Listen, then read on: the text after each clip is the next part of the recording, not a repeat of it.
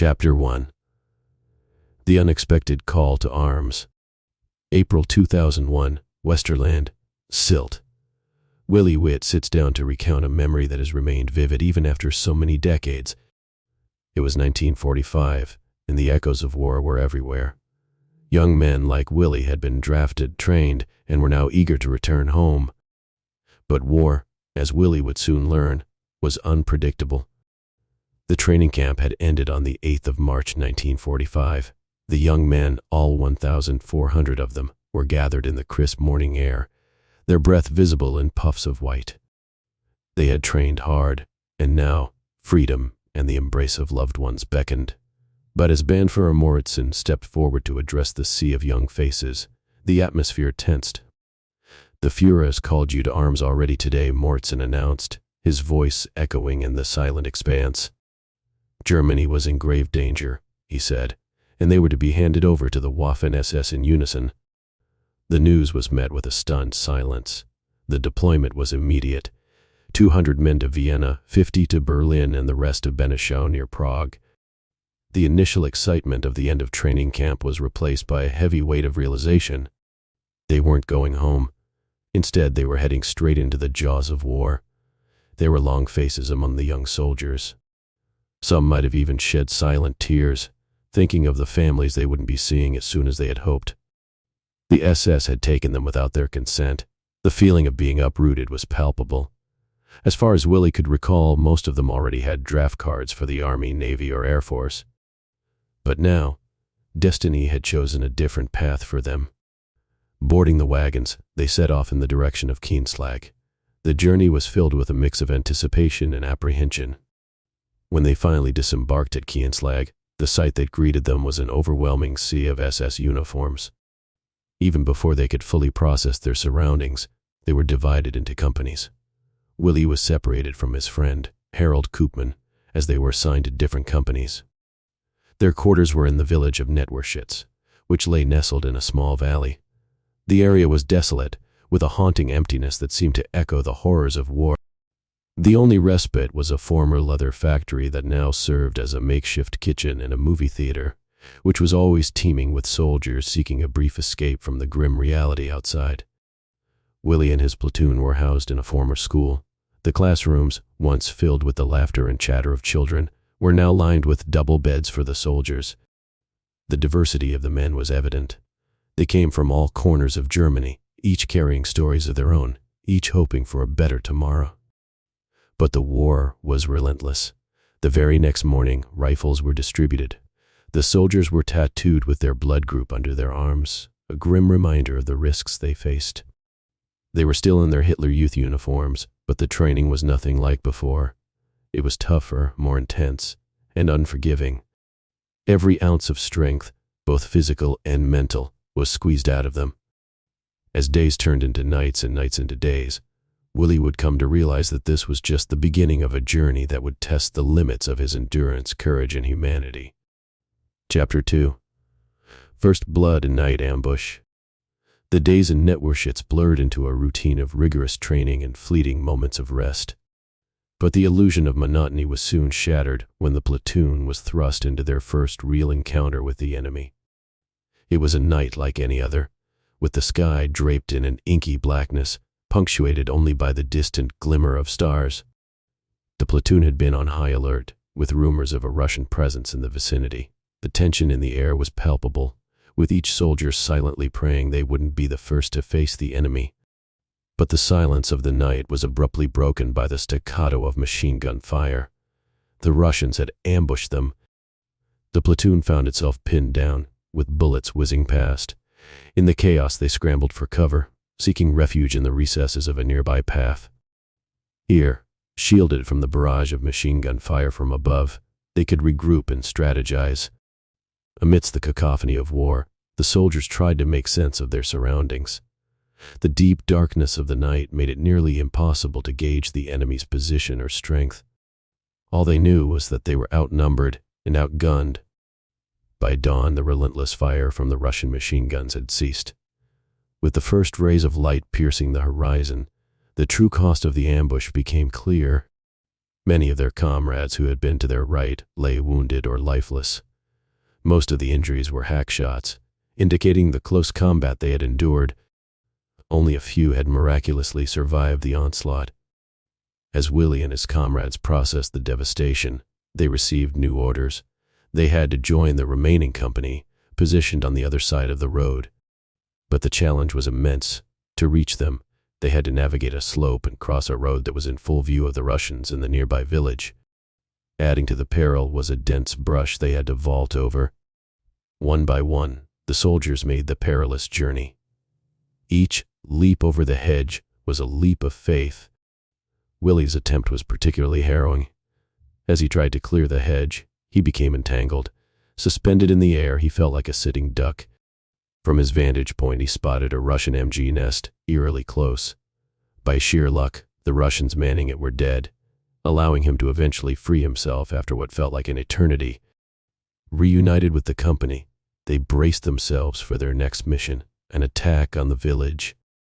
The hours leading up to the assault were agonizing.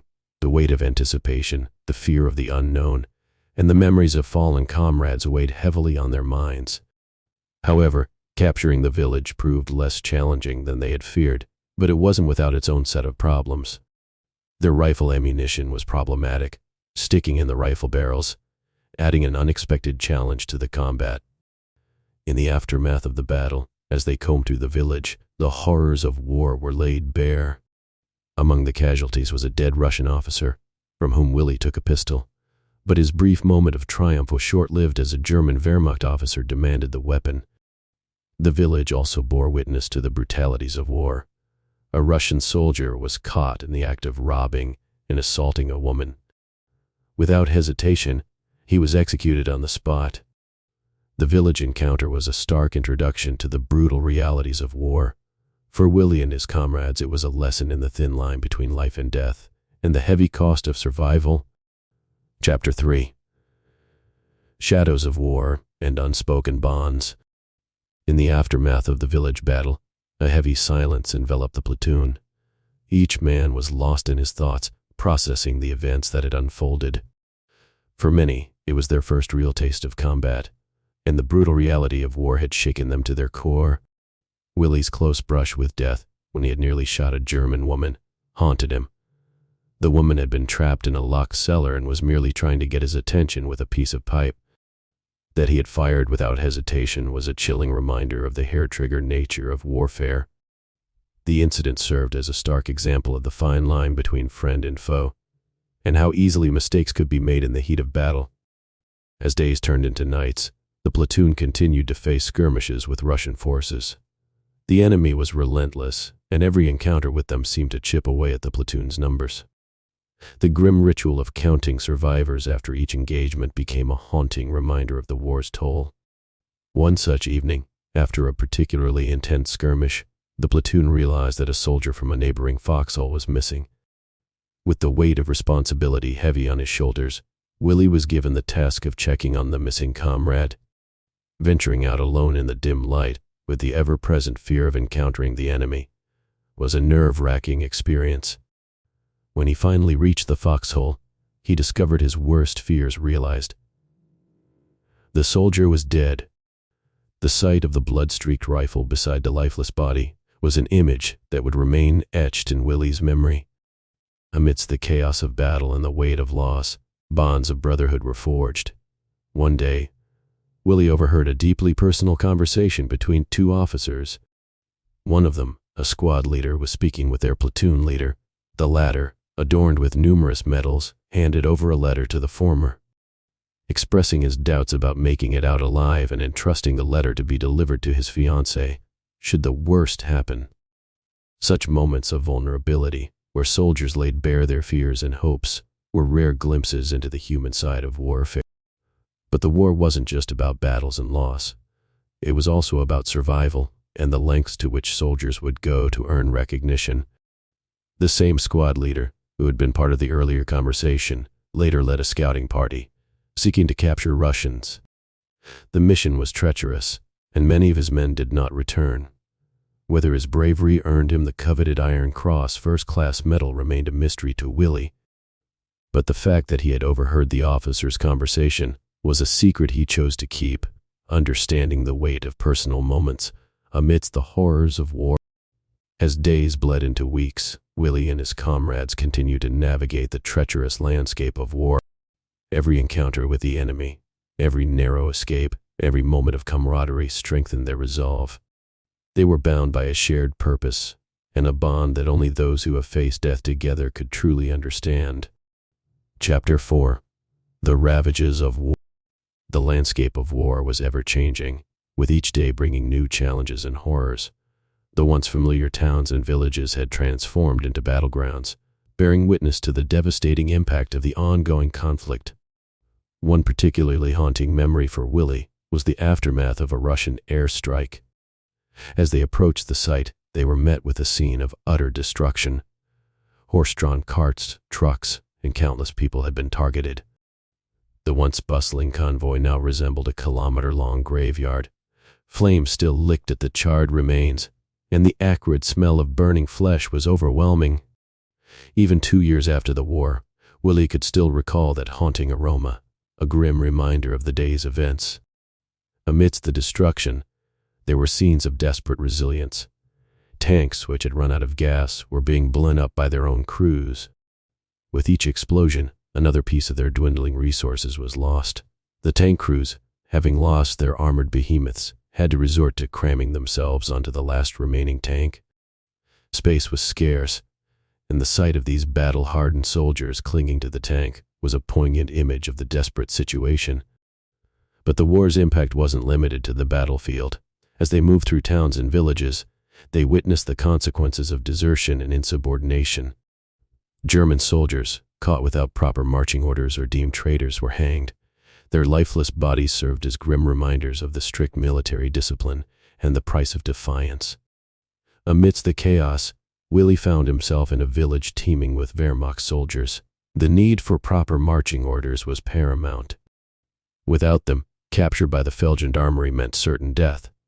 But in a cruel twist of fate, the place where they would receive these life-saving orders was a scene of decadence and debauchery.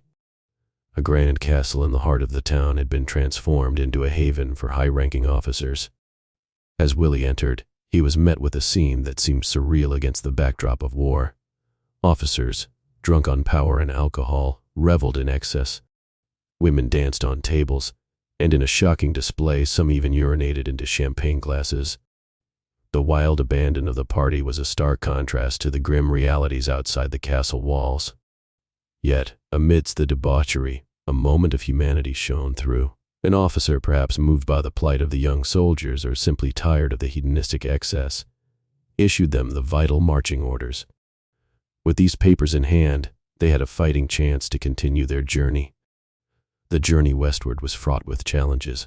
Along the way, they encountered refugees, former concentration camp inmates, and hostile Czech forces. Each group had its own pent-up anger and vengeance, making the journey perilous for German soldiers. After what felt like an eternity, they finally reached the American lines near camp. The process of surrender was systematic. Weapons were to be thrown onto a truck as a symbolic gesture of capitulation. While most complied, Willi, in a moment of youthful defiance, kept a pistol hidden in his haversack. It was a risky move, one that could have had dire consequences. In the vast expanse of the American camp, Willi found himself separated from his comrades.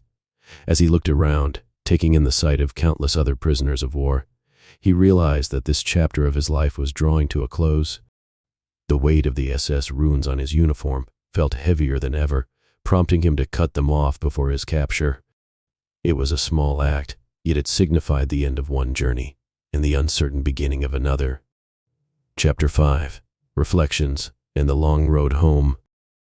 The sprawling American camp was a world in itself. Soldiers from different backgrounds, each with their own stories of war, were brought together under a banner of captivity. As Willi navigated through this new environment, the weight of his experiences pressed heavily on his shoulders. The sounds of war, the faces of fallen comrades, and the stark realities of combat were memories that would never fade. While the physical battles had ceased, the mental and emotional ones had just begun. Nights were particularly challenging. The silence of the camp was often punctured by the soft sobs of soldiers, tormented by nightmares of the front lines. For many, the war was far from over. Weeks turned into months. The initial shock of captivity gave way to a monotonous routine. But amidst the dreariness, there were moments of camaraderie.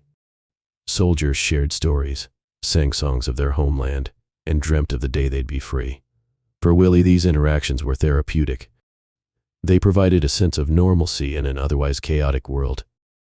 News from the outside trickled in slowly. The war had ended, and the world was trying to heal. Europe was a patchwork of destruction and rebirth. The stories of atrocities, concentration camps, and the sheer scale of devastation were becoming public knowledge. Being part of the SS, even if involuntarily, weighed heavily on Willi's conscience. He often found himself grappling with guilt, wondering about the broader implications of the war and his role in it. Eventually, the day of release arrived. As the gates of the camp opened, a flood of emotions overwhelmed Willi. The joy of freedom was tinged with the anxiety of returning home. What had become of his family? How had the war changed his hometown? His journey back to Westerland Sylt was a journey through a transformed landscape. Cities lay in ruins, and the scars of war were visible everywhere. But amidst the destruction, there were also signs of hope. People were rebuilding, children played in the streets, and life was slowly returning to a semblance of normalcy. Reuniting with his family was an emotional moment. The relief of seeing them safe was indescribable. But as they shared stories of their wartime experiences, it became clear that everyone had been deeply affected. The war had left no one untouched. In the years that followed, Willi tried to rebuild his life. The memories of war, however, were never far away. They shaped his worldview, made him value peace, and instilled in him a deep appreciation for the fragility of life. In April 2001, as an elderly Willi sat down to pen his experiences, it was not just an act of reminiscence. It was a testament to the resilience of the human spirit, a tribute to fallen comrades, and a plea for peace. Through his words, he hoped to convey the horrors of war to future generations, hoping they'd never have to experience them firsthand. In the end, Willi Witte's story is not just about war. It's about survival, resilience, and the enduring hope for a better tomorrow.